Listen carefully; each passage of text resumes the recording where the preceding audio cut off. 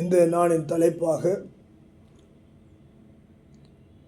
அன்பும் சத்தியமும் கைக்கொள்ளுதல்.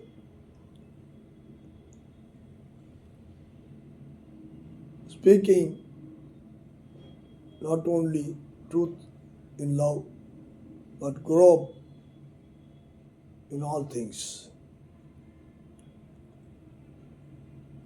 Not only speaking truth in love, but grow up in Him in all things.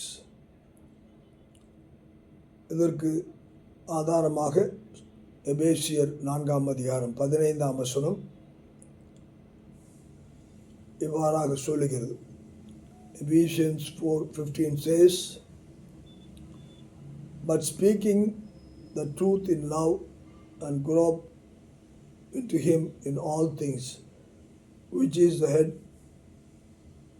even Christ. அன்புடன் சத்தியத்தை கைக்கொண்டு தலையாகிய கிறிஸ்துவுக்குள் எல்லாவற்றிலும் நாம் வளருகிறவாய் இருக்கும்படியாக அப்படி செய்தார்.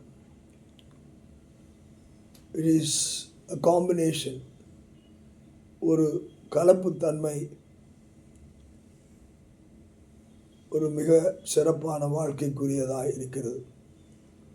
சத்தியத்தை அறிவீர்கள், சத்தியம் உங்களை விடுதலையாக்கும். அதோடு கூட சேர்ந்து அன்பை பகிர்ந்து கொள்ளுங்கள்.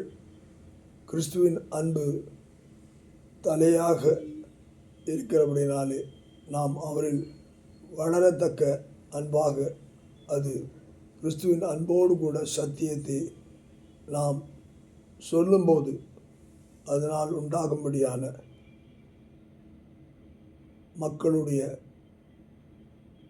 ஈர்ப்பு மிகவும் பெரிதாக இருக்கும். ஆத்ம ஆதாயம் நாம் சிறப்பாக செய்ய முடியும். ஆனபடினாலே இயேசு கிறிஸ்து என்று சொல்லும்போது அவர் வார்த்தையும் அன்புமாய் கலந்திருக்கிறார். அந்த கலப்பிலே மகிழ்வோம், மக்களை அறுவடை செய்வோம். கர்த்தர் ஆசீர்வதிப்பாராக. ஆமென்.